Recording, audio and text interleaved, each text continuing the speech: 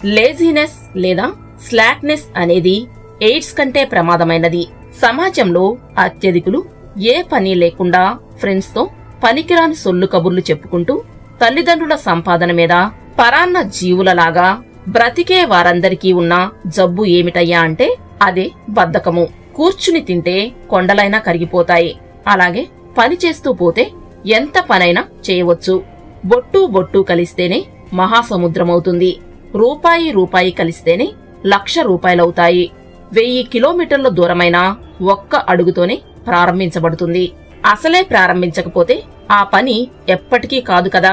The early bird catches more insects అనగా త్వరగా ప్రారంభించిన పనిలో ఎక్కువ శాతం విజయం వర్తిస్తుంది.